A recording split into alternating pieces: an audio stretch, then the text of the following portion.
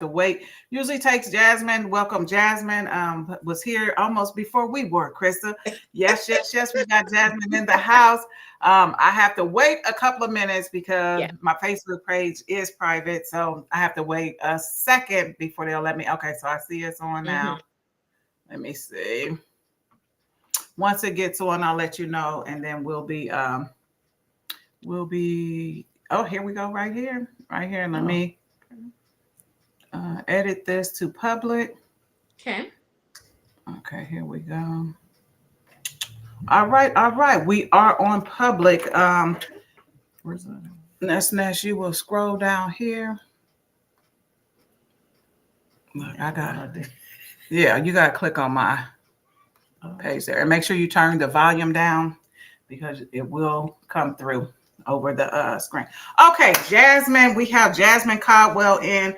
Jasmine is a native of Omaha, Nebraska, correct?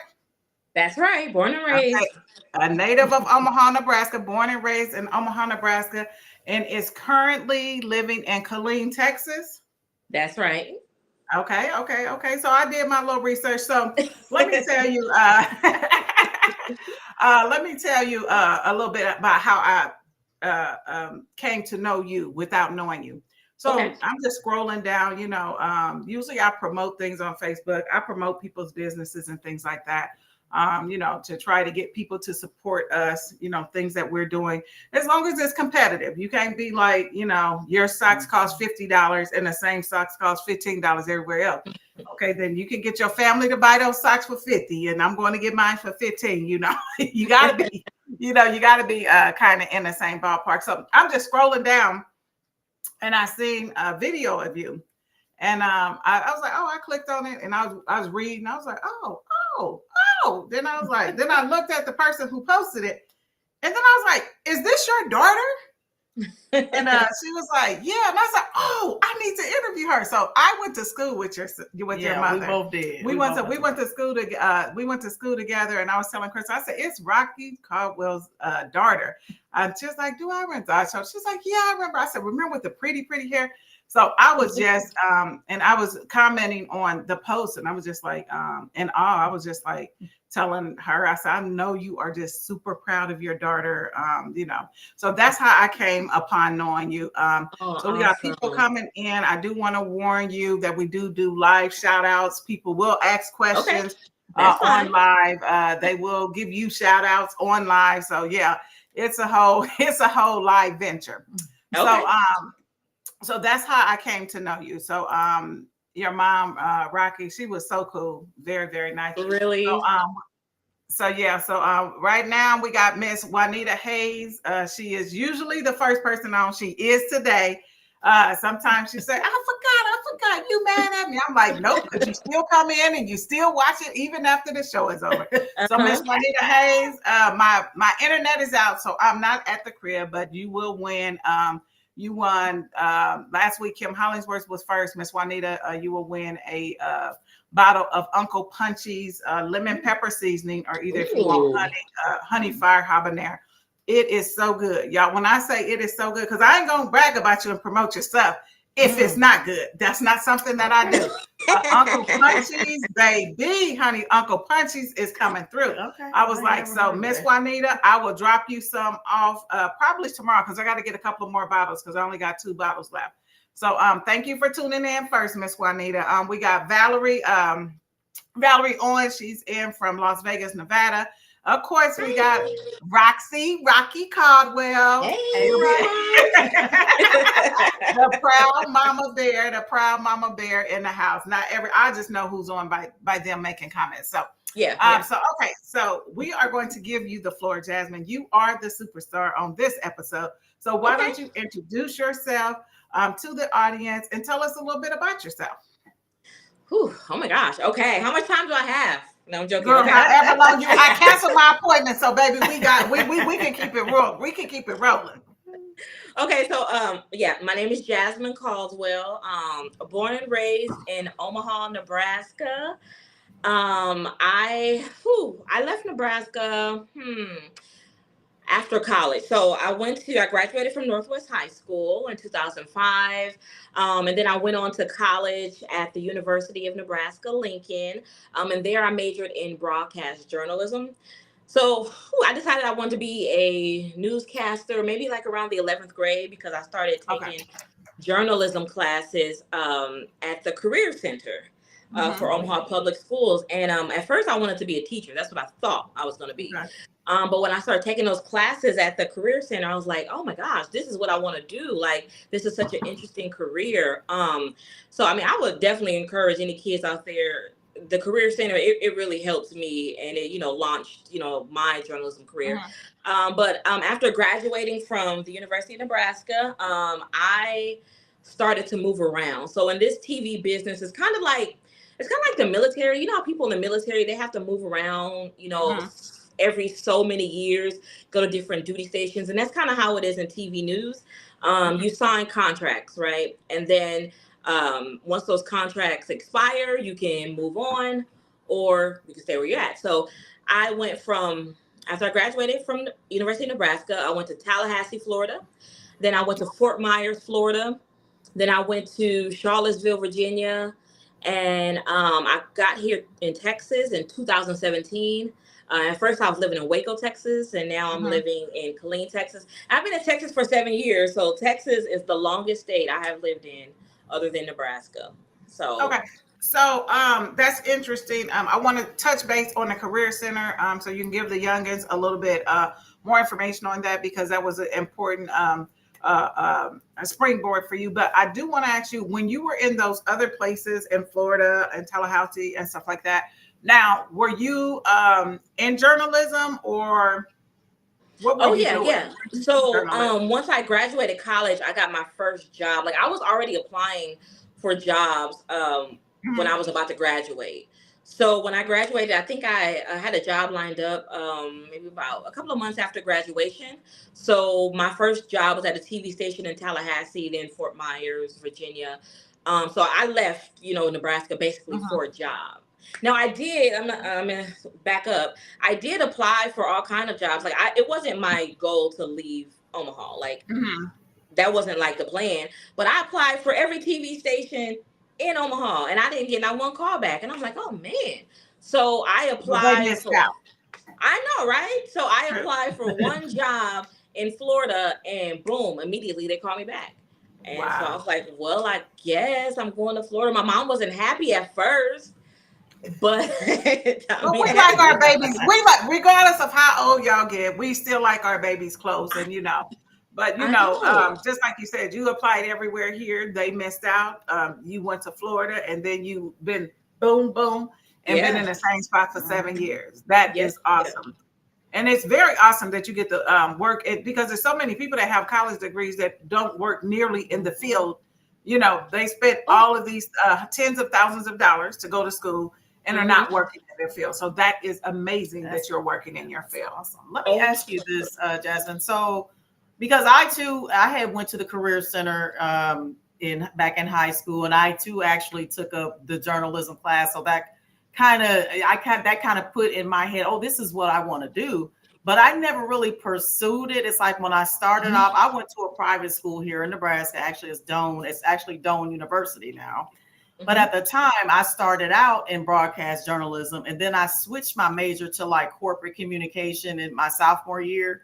And so my question to you is like, how did you really get, the what did you put out there for them to contact you, like in Florida per se? Like, did you send a Mm-hmm. resume and a photo or a video of yourself, saying Mm-hmm. something, or how did you, Yeah, follow that absolutely. process? So, at UNL, University of Nebraska, I mean, they set you up for that. So, Oh, okay. Mhm. around, I want to say like my junior year of college, Okay. they really, really make you do real journalism. So I was Mhm. going around. If there was a shooting in Omaha or Lincoln, I would go to it. Okay. If there was, so that way I could make like a resume tape. But if there was something going on campus, I would have to report on it. And we actually did. It was called Star City News. We were like the campus news station. So Okay. I was the reporter and anchor for that. And so all those stories I had to present, but it only aired, to us, college students. So that helped me have like what's called a resume reel. So like in TV news, how most people, when you apply for a job, you fill out an application on paper. But for us, our application comes in video form. So I have to put a sequence of my videos together and show them like what I can do. And they're looking at how I talk.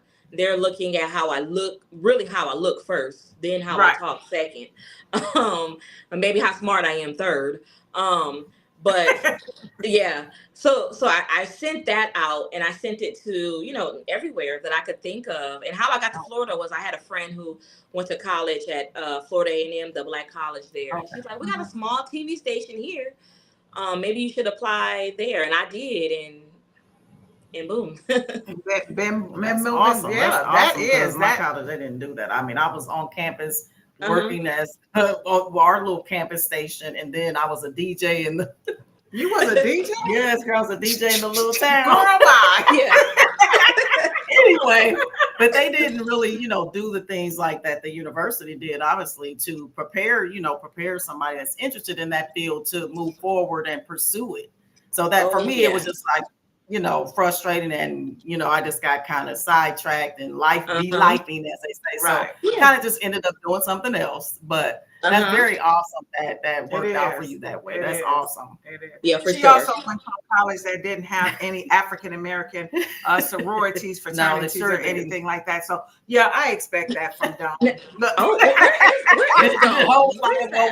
did spend a lot of time at the university. She actually, where is it at? It's about 30, I think it's more about 30 miles. I'm trying to think if it's maybe west of Lincoln. Okay. It wasn't too far from there. So I did spend a lot of time in the weekends at the university because I had a couple friends that were going to school there at the time. So. Okay. Okay. Yeah.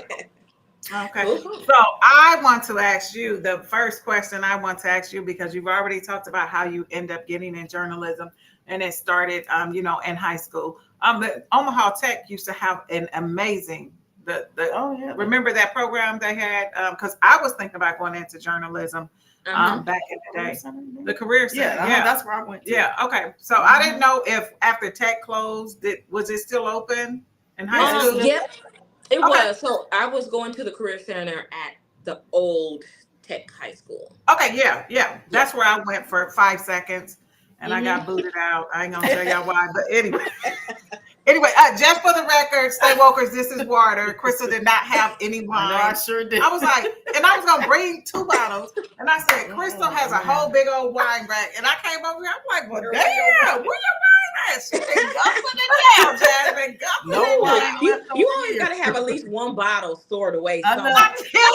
I know, girl. You know that cigarette break in case of emergency? Yes, we need one of those. I'm sorry, I'll be better prepared next time.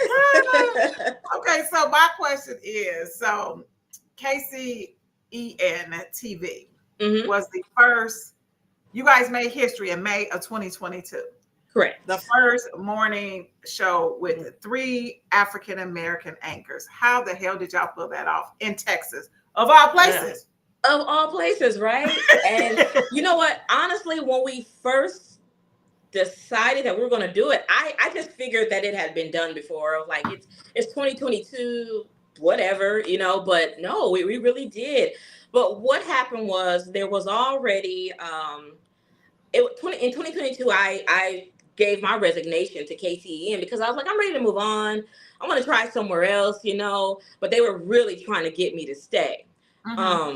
And so they were like, well, what about you be the morning anchor? And there was already a young lady on there named Tahisha Moyes. And I was like, we'll see, So I was like, okay. So then they hired another Black meteorologist. And then so they were like, we're going to launch this all-female show. It's going to be great. It's going to be great for ratings. And I'm like, okay, great. So we launched it. Like, I'm still not thinking like, I'm thinking we're all women. Like, this is going to be fun. Right. But it was like, oh, no, you're the first African-American. So we launched, and it was a reporter in San Antonio who's like, did the research and was like, did you know you're the first, all Black, female newscast? And we're like, Heck no, we didn't know. But I'm lucky enough. I work for a station where I have a boss. He's not really, because in this business, I'm not gonna lie. Let me back up a little bit.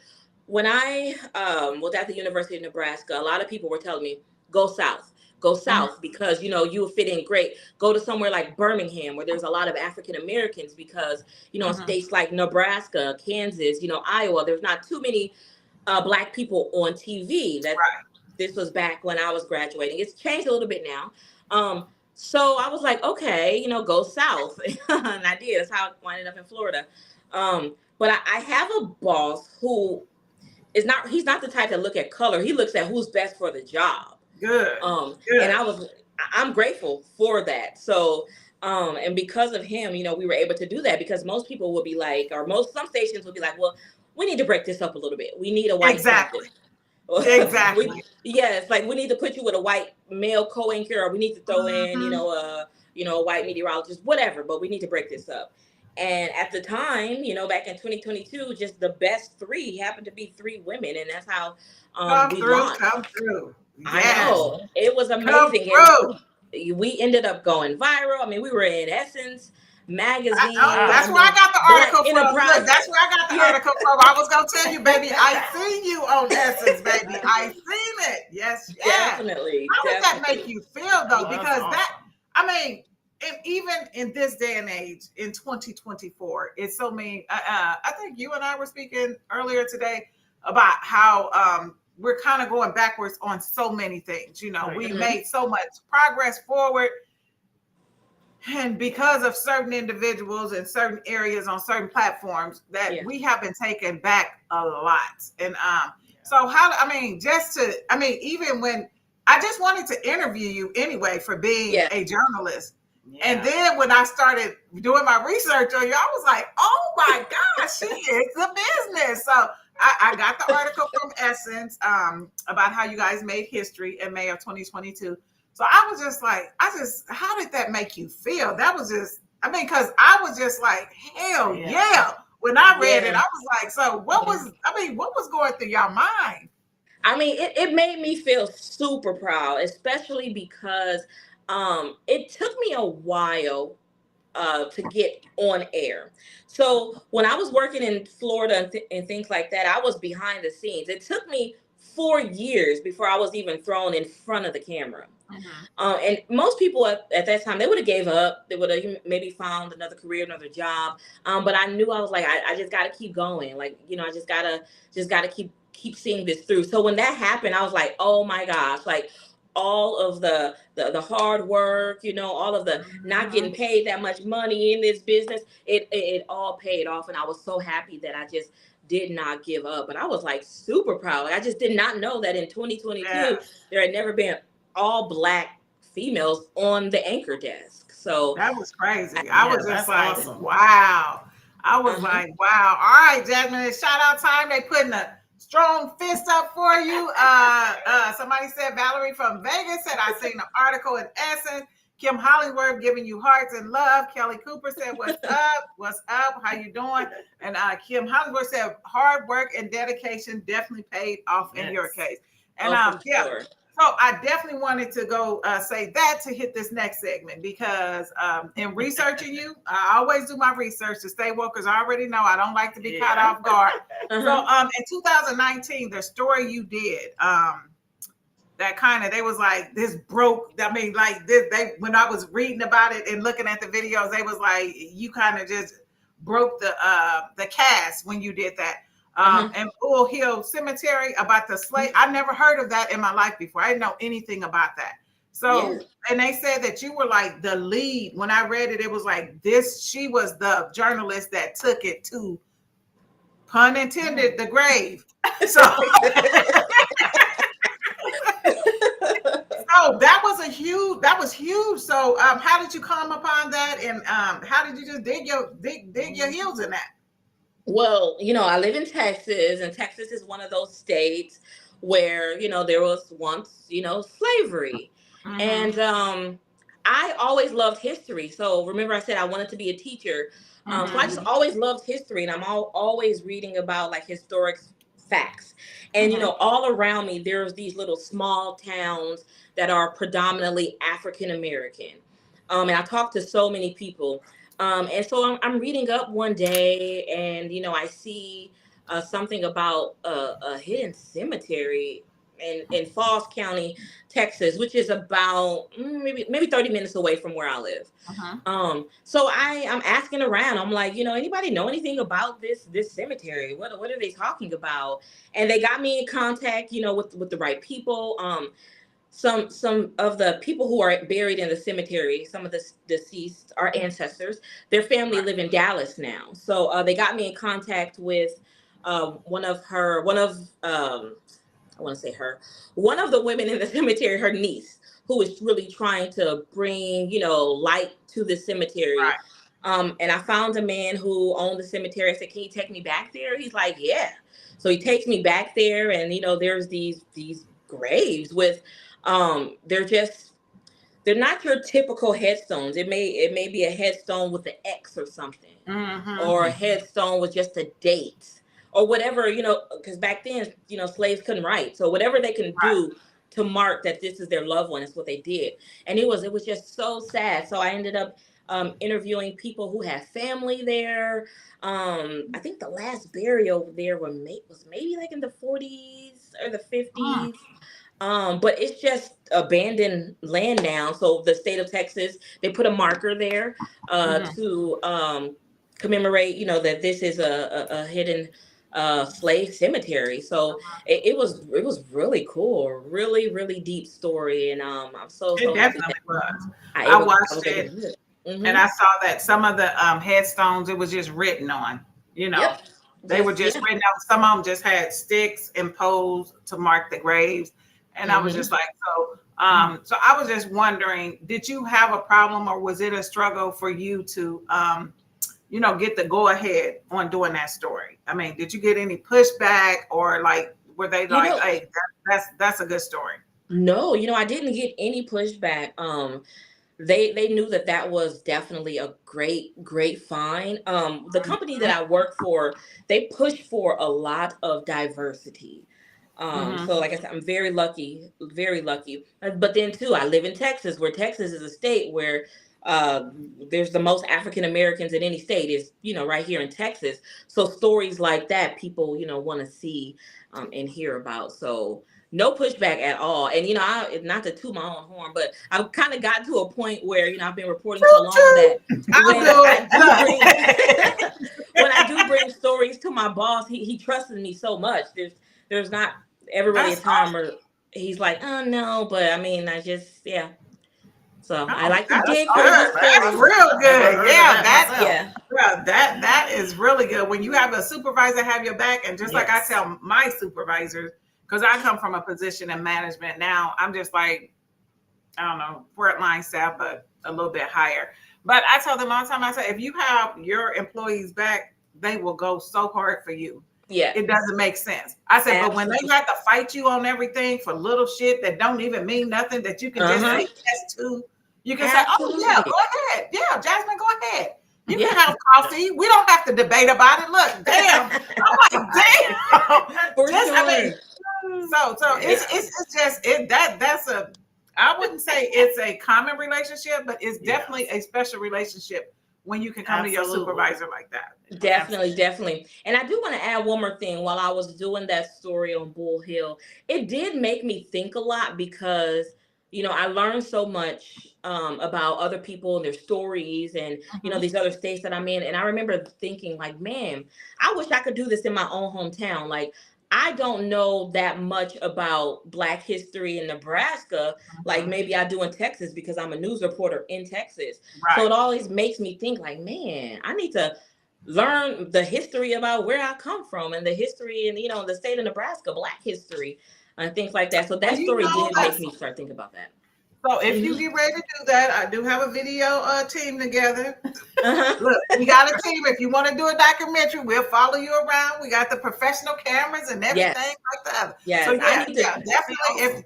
If you're interested in doing something like that, just tap in with me. If you get in town, I'll get a crew together, and we just gotta make sure, like, everybody is in town because they do a lot of filming out of town, do films and stuff like that. So if you want to start, I mean, you can use your own crew or whatever, but I'm just saying, if you wanted to, definitely. No, yeah, because y'all don't understand how many people ask me, you know, when I say I'm from Nebraska, there's Black people in Nebraska? Right.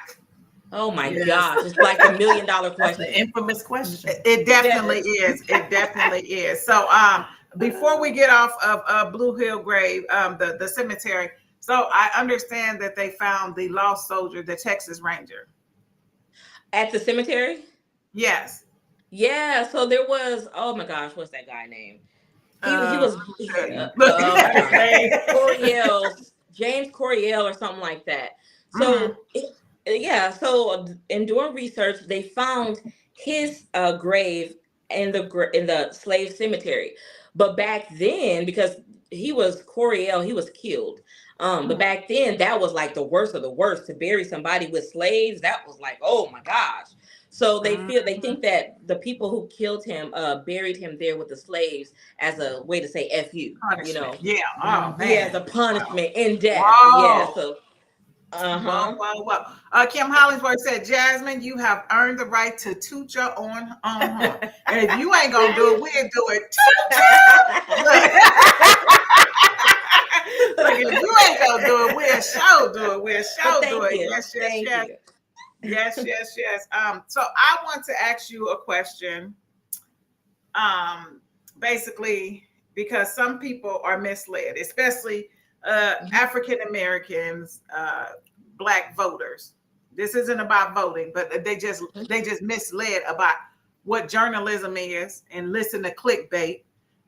Not willing to do research, just listen to okay. So I want you to explain to this audience the difference between what you do, which is journalism, and what Fox News does, which is clickbait. Well, I think the difference with journalism is facts, right? Right.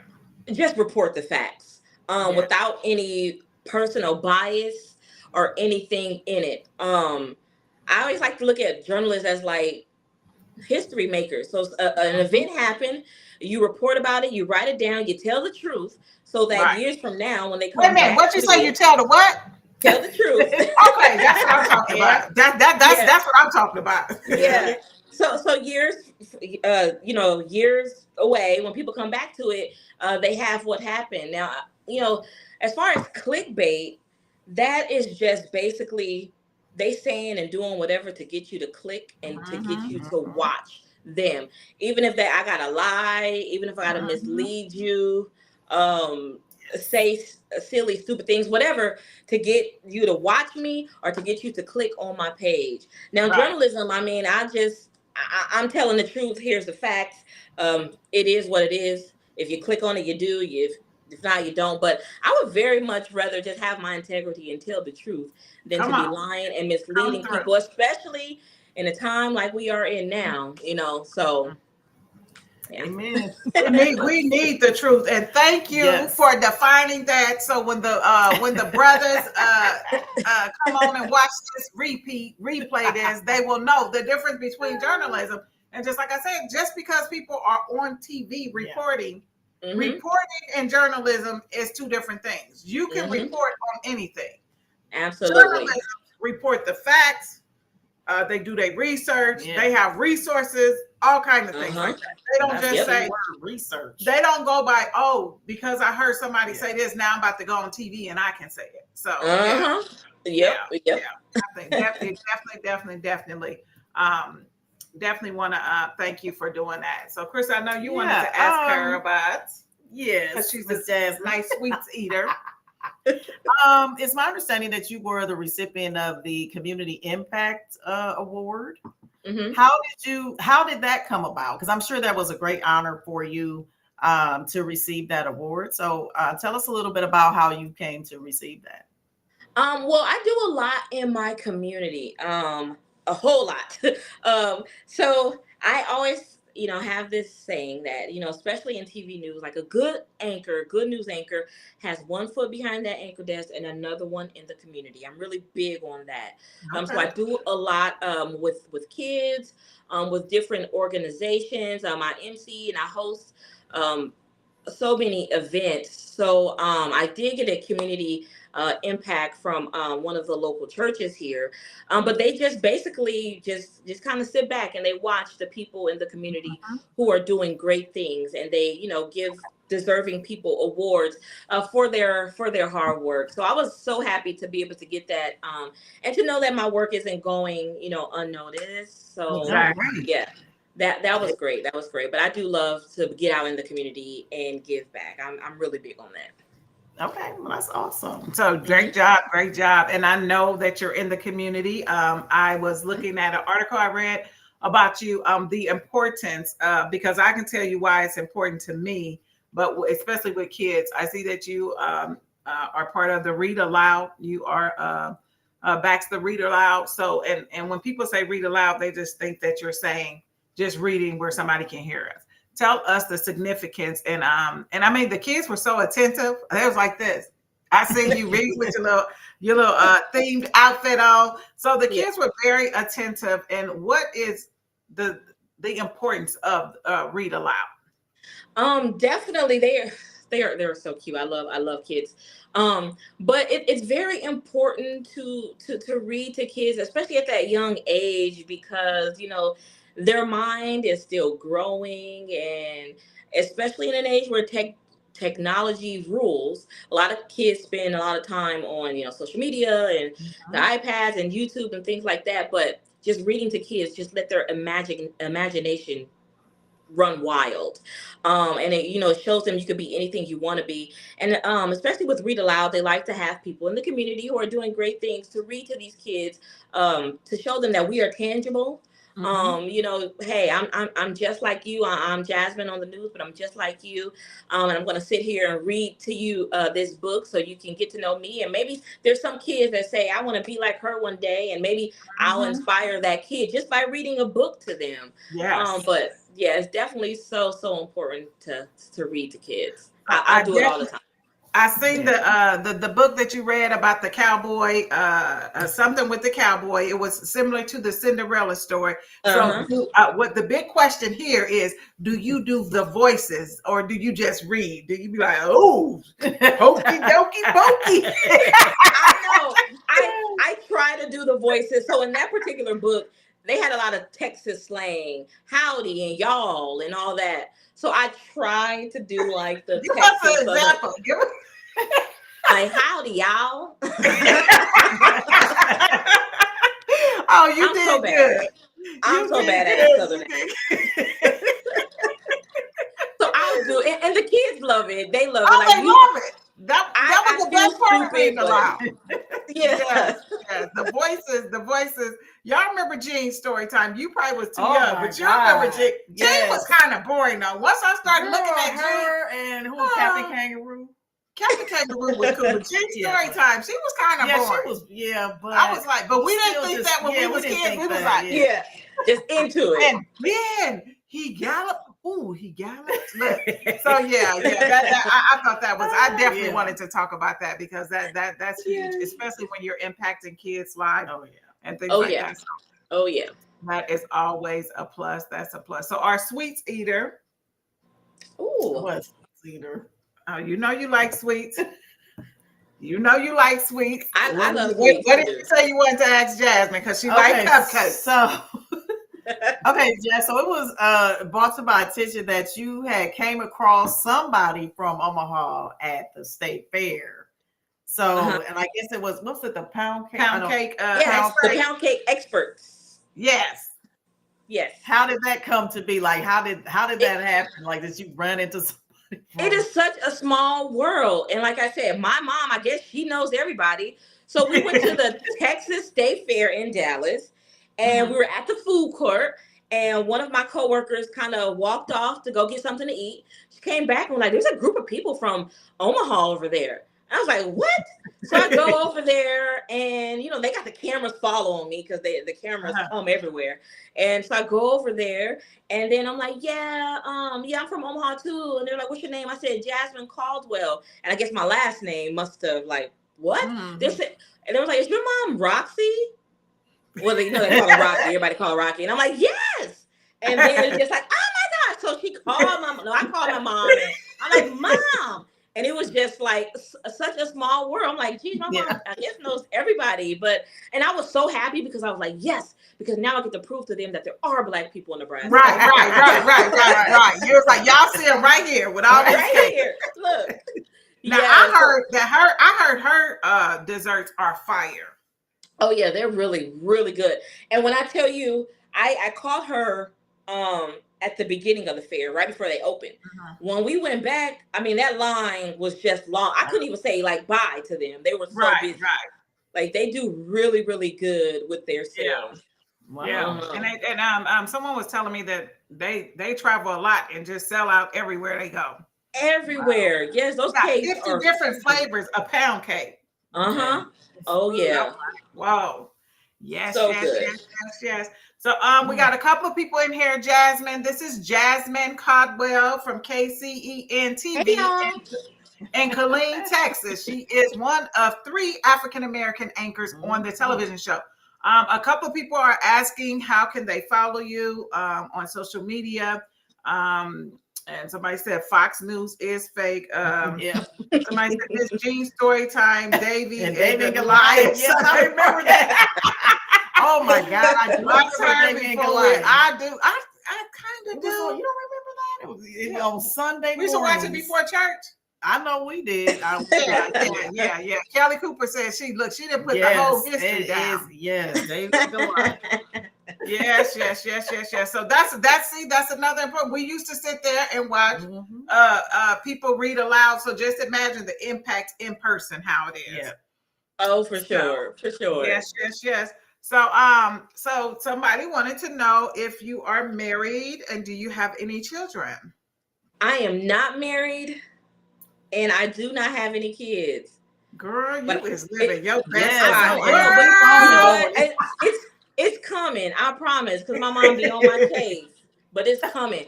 But I will say this, and I really hate to be, that woman, because they always talk about women and working and all that, but I worked so much and so hard that it's like by the time I look up, I'm like, oh my gosh, I'm in my 30s and I don't have any kids. Right. I'm not married yet, but I promise it's coming. It's coming.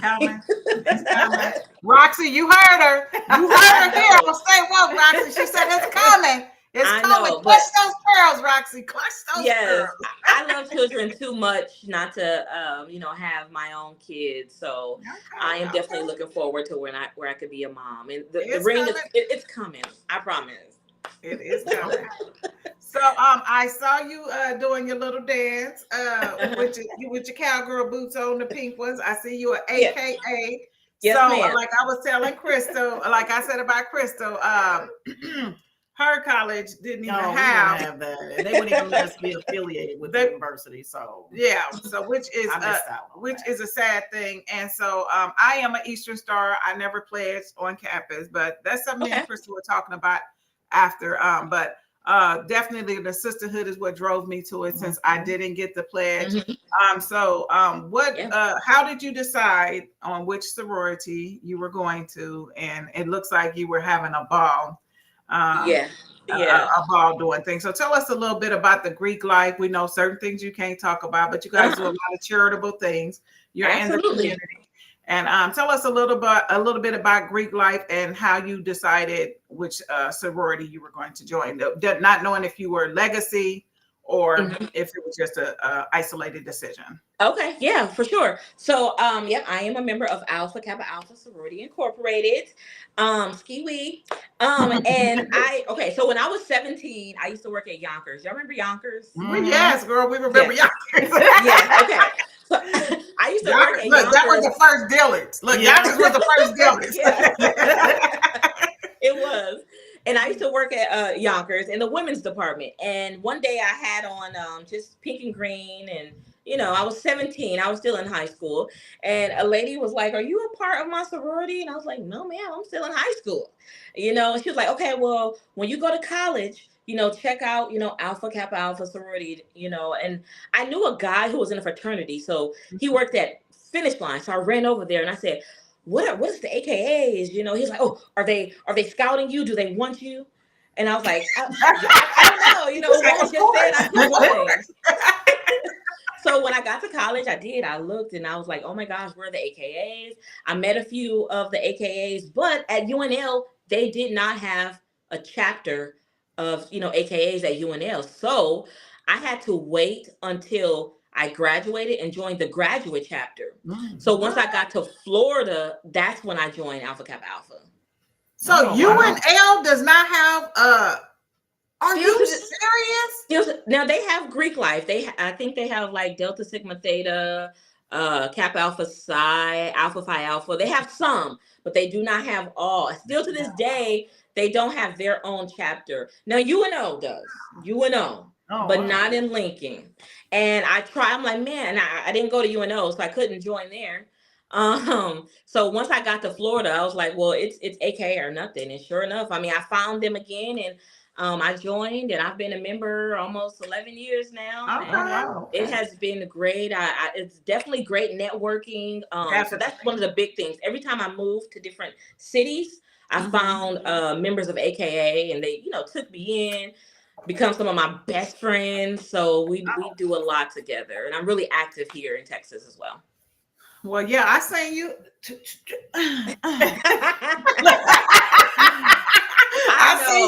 I seen you shimmying up. I said, okay, funny story. We learned that little dance because they were like, let's make a TikTok. And we learned that dance in about 45 minutes. And the girls who I was with, we didn't know each other from a can of paint. We just met. We just met that day, and we were the only ones who could do the routine. So they put us in front of the camera, and I got in front because I was the shortest, and I was like, oh, Lord. So we just started doing it. We're friends now, but let me find out that y'all cut people that couldn't. Let me find out it was 50 people on there. Y'all was like, Oh, no, right there. No. Yeah, no. Let me find out y'all was doing live cuts. That little small group was just AKAs from all over. We just got together and said, let's do this. Yeah. It was cute. It was cute. Valerie Thomas Owen says 2 of her career-driven children are AKAs. I am with Roxy. We need grandchildren. Okay. We need them. We did. Kelly Cooper said her niece is a Delta. She plays at UNO. UNL. She said UNL. Okay. That is really surprising. Yeah. I am astounded that UNL, as big as that campus is, as much money as they have coming in from those African American athletes, that they do not. They should represent every type of Greek life on that campus. Exactly. Yeah, they just have crazy. They have a few, but not all of the whole divine nine. So just a couple. Wow. And just like you said, coming through on that Divine Nine, baby, when Kamala Harris got nominated, baby, the whoever, I don't know who she is, she said, I'm over everything. She said, we don't care what Greek life. She said, everyone. She said, we will support her at the polls. We will support her financially. Baby, that's what, and she said, everyone, not just AKA. Yep. Everyone will be a part of this. I said, well, go on with that Greek life, honey. And I've been liking her ever since. I was like, oh, every time I see her on MSNBC, I'm like, oh, let me record that. Yes. I know. Pulling in those numbers. I don't blame her. Yes. Crystal Williams just popped in here. Tamara Rich. Hey, Tamara, how you doing? I didn't know you were back in town. If you're back in town, give me a shout out. Give me a call. So you are Jasmine Cotwell. So one of my favorite people that I bow down to. She's been getting my award for week. Jasmine Crockett. 2 Jasmines. Ooh, I love her. Bleach blonde, bad built, butch body, baby. So tell me, because I don't know what y'all said on the air, but I know damn well y'all was giggling behind the scenes. Did it make the air? Because Jasmine is from Texas too, right? She is from Texas. And I've been friends with Jasmine on Facebook for a long time.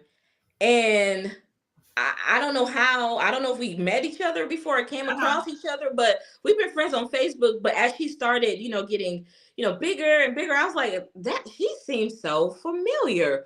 But we friends on Facebook. I don't know how, and I just be, following her and laughing, and Oh so my yeah. God. Honey, she read. You talking about reading? Honey, she reads aloud. Aloud.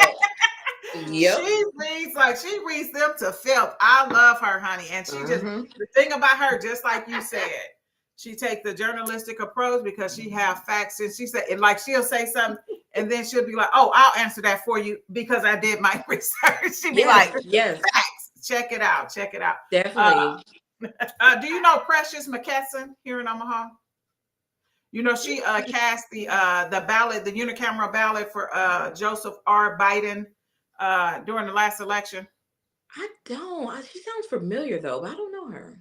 Well, she did some work with the White House after that. She was huge in getting our community out to vote during the 2020 election, and she was the of course, the first African American to cast the ballot. There's only been since John Kennedy, Barack Obama was the second person to get that unicameral vote, and then Joseph R. Biden, and that's why I just want to let like I said, we have to talk about voting every time because it is so important to vote. If it wasn't, if we weren't feared, then they wouldn't be trying to suppress our vote. So Precious she's trying to get Jasmine here. So she said she's going to have her, she's going to see if she can get on the show. I was like, oh yeah, we'll be in the studio on that. We'll be in the studio on that show. So if she gets in, I will just be floored because, honey, I'll find a video every week. I can give her the Bow Down Award because she comes through every time. Every time.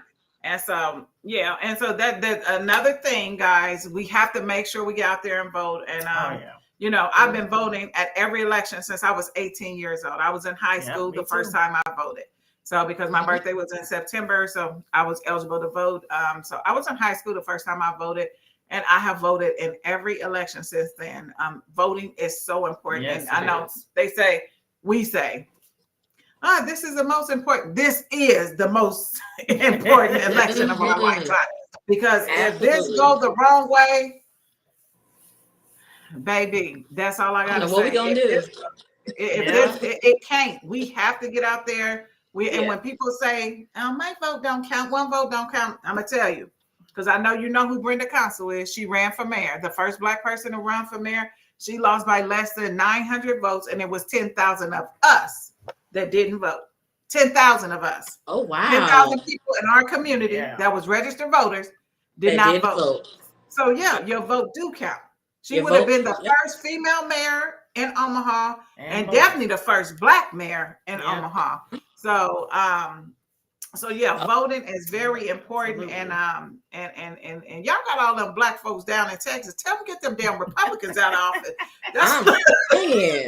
Get out there and vote. Yeah, your voice matters, and a lot of people don't understand that. But we do have a lot in Texas. So, hopefully, I hate when election time come around and after everything is said and done, the dust settled, and you talk to somebody and they say, "Well, I didn't vote," or I just like, "Why? Oh, I didn't have time."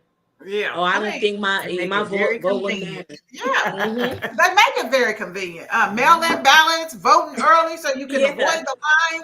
They make it very. There is no excuse. Yeah. Our ancestors gave their lives. They went through hell to try to vote. They were killed, beat, hanged, put through humiliating, had humiliating experiences just to go in there and try to vote when they were eligible to vote and they knew they could vote. It is just, my kids, you know what I do, Jasmine? I need you to take a picture. They say, oh yeah, I'm voting. I need you to take a picture while you're there. I don't care about you getting somebody else's sticker. I'm like, I need to see you in line. My son girlfriend, she's like, oh yeah, I'm gonna get there. When you get there, FaceTime me. And I said, because if you don't vote, don't ask me for nothing. No, it's important. I'm gonna cut them off good. I'm like, don't ask. So my kids vote every election. Thank you, Jesus. Yeah. Thank you, Jesus. Thank you, Jesus. Yes. Now that bouncing baby of yours, you're gonna be taking it. I was so happy when my kids got eligible to vote. I was like, come on, let's go. And I'm taking pictures and cheesing, and I'm like, look, this my daughter's first time. This my son. It was. The first time I was able to vote was when Obama's first term. So I wasn't going to miss that at all. Like, that was historic. That was. So I was excited about that. I mean, when we was in line, the line was long. Even my mom stand in line. She was like, I don't care. I said, well, Mama, you can just go up there, go park in the car. And when I get up there, I mean, we was just chilling and talking. Everybody's like, man, you know, we couldn't believe it. We was like, man, we getting ready to vote for a black president. I mean, it was just, I mean, the energy there was just, it was magnetic. It was amazing. It was amazing. So, okay. We got a few people in here saying hello, Miss Jasmine. Tynell's in here. Jean Pendergrass. Let me see. She said, we go together to vote. Yes. A family that prays together stays together. And a family that votes together, y'all might get a free meal from me. I mean, I go on live. I tell people I'm pick them up if you need a ride, because I take off for work on election day. In case people need rides, I take them. And now, if Trump get in office, it'll be illegal to pick somebody up to take them to go vote. They already got it when you can't give them water. You can't give them water. So yeah, so voting is very important. Kim says, and when President Obama won, that was the best feeling. I still remember to this day. I was just screaming and hollering. My auntie, she's left the casino. My auntie Ida left the casino. The results wasn't in yet. She's she drive like a bat out of hell, y'all. She came to the house. She said, I gotta be here for the live results. And I mean, we was just like amazing. That was something. The first thing I thought about was my grandmother, because she would have never believed. She wouldn't have never believed that. So, yeah. So y'all stay woke, because y'all already know if y'all don't vote, just delete me off it, block me. I don't want to hear from you. I don't want to see you. Don't say nothing to me. Y'all already know how passionate I am about voting and everything that our people have gone through to get the opportunity to vote. For those of y'all who missed Jasmine, y'all missed a hell of an interview. I see. Oh yeah. Some people, they have to work, they come in, different things. But wait a minute, your mama said she better hurry up. Wait a minute, what your mama say? She better hurry up. I'm ready to spoil it right. I know that's right, right. She's still talking about them kids. I said she better hurry up. Yes, ma'am. Kamala Harris is an AKA. Yes, ma'am. Your mama said she better hurry up. And said we have to start voting local. Yes, Kimberly. That is one of the things that I have to start pushing every single episode, because people, some people will just come out to the, the general presidential. Election.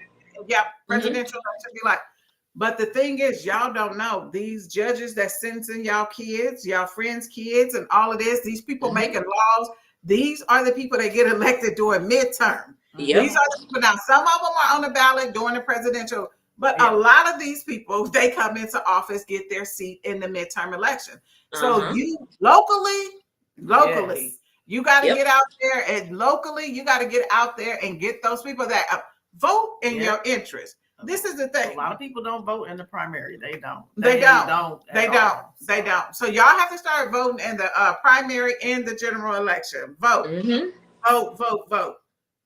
Because, and another thing, Jasmine, the people just don't know the judicial branch. I'm just like, our last week guest, she was telling them, she schooled them good. She broke it down real good. Oh yeah, she was last week. She was like, she said, just like, y'all think, like I'm voting for Trump. He gave me a stimulus check. Trump didn't give you no stimulus checks. Trump don't have nothing to do with money, honey. The judicial branch is the House. They carry the purse. The House carry the purse. The president executive order. The Senate is the lawmaker. Know your stuff. Trump could not have given you a penny if Nancy Pelosi didn't go like this. All right.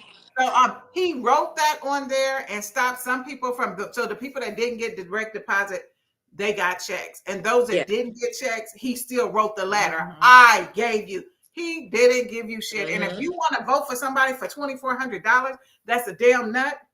You're psycho. You're psycho. You have to vote in your best interest, because if I believe in something that Trump, I said, okay, he's right on that, which I haven't found anything he's right on. This is a horrible example. But if it goes against 93 of my principles and one thing he did, then I'm voting against my interest because this one thing, yeah, you can't do that. Vote in your interest. We want you to vote. All right, let's see. We got Kelly Cooper said, she said, I just take my kids. I'm off at 6, be up at 6 and be ready. Let's go vote. That's right.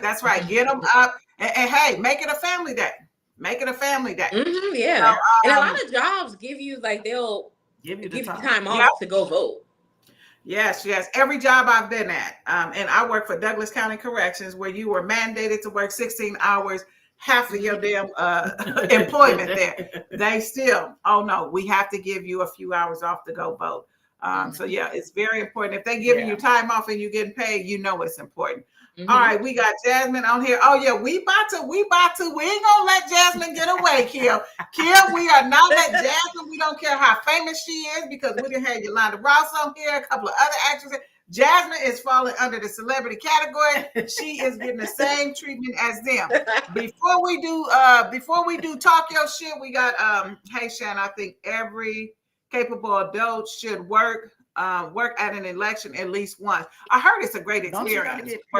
I thought you had to get no, you can volunteer. Oh, okay. I'm thinking about jury duty. Shit, they won't never pick me for jury duty. I got people didn't have to do it, so that was the same thing. Okay, so Jean said she worked at the elections till 2016. She said it was an amazing, great experience. Yeah, I might volunteer to do that because I've never done that before. But hey, Jasmine, you've been on here for 56 minutes. You've really been on here for 66 minutes because sister was home here early. Yes. We were just sitting here talking and I said, oh shit, there go Jasmine. So this is the time. I don't know if you ever watched Stay Woke, but honey, nobody gets away with this. If you are a guest on Stay Woke, everybody goes through this same thing. We come to the hour. At the end of the hour, it is the time to talk your shit. Now, the talk your shit segment is especially for you today, Jasmine. You get to tell us what you are sick and tired of. You can rant and rave if you couldn't tell your mama, if you couldn't tell your pastor, if you couldn't tell your coworker. Guess what? You get to tell us what you sick and tired of, and you can talk about it. So this is called Talk Your Shit. Ooh. What am I sick and tired of? I got a good one. Come on. You know, when you ask me, you're like, you know, are you single or you got kids, blah blah blah. This is what I'm sick and tired of. I saw a meme one time that said the dating pool will be okay if married men will stay out of it. So that is what I'm sick and tired of. Married men trying to date.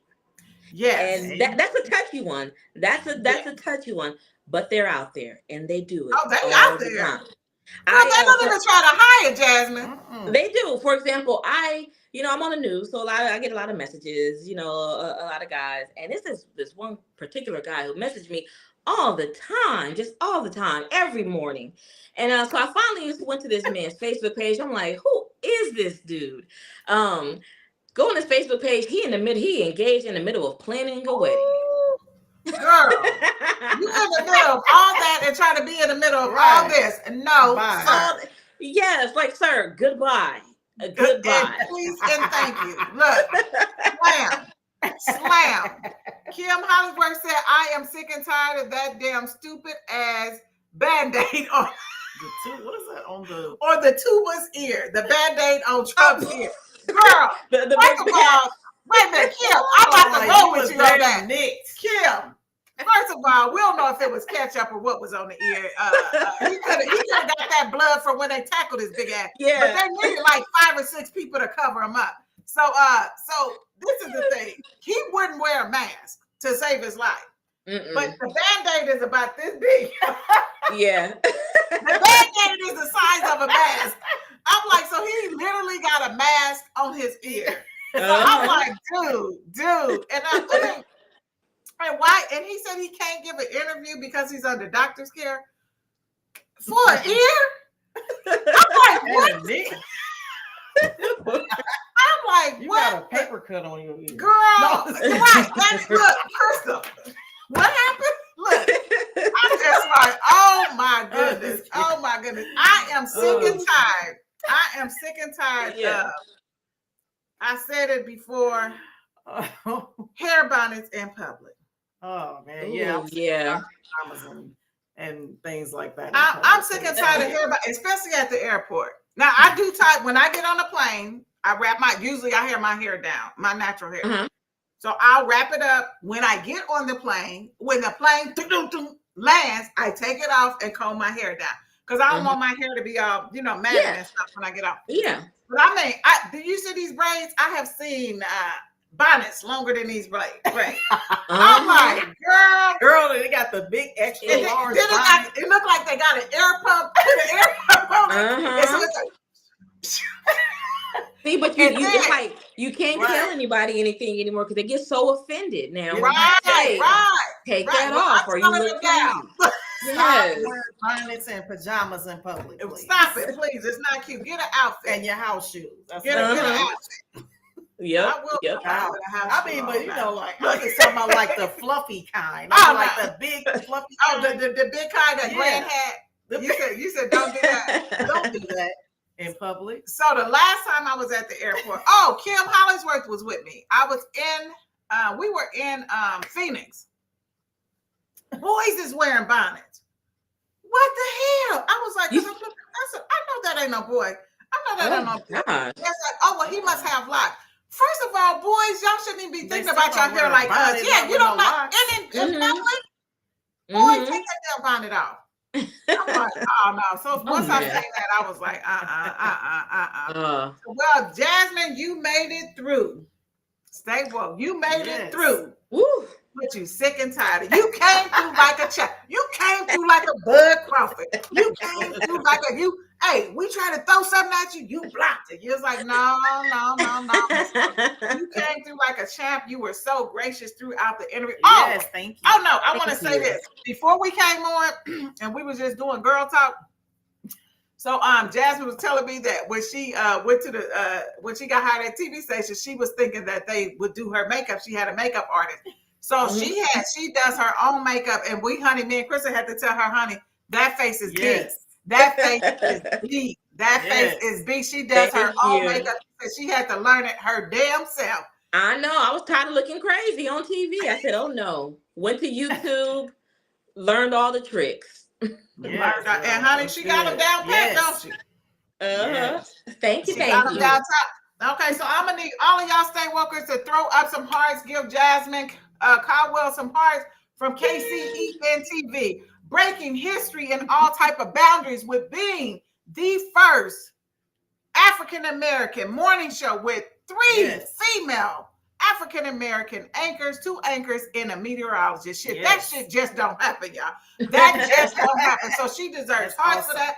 Throw them hearts up. And Jasmine, again, we want to thank you. You are welcome here anytime. Anytime you want to come back, if you need to promote a book or whatever you're doing, please don't hesitate to give us a call. This is my girl, Crystal. Thank you. Nice meeting you, Crystal. Jasmine Caldwell. Y'all already know before we get out of here, you are tuned in to the hottest podcast in the Midwest.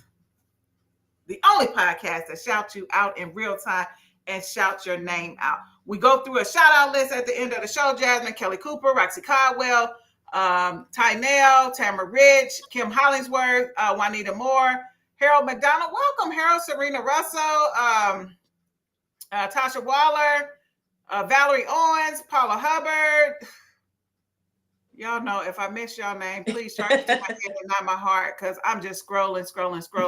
Okay, so you have it. Kelly Cooper is giving you clap. Okay, so we want to thank you, Jasmine, for coming through. And we already know the sign off is before you go to sleep, you got to do what? Block. Stay woke. Stay woke.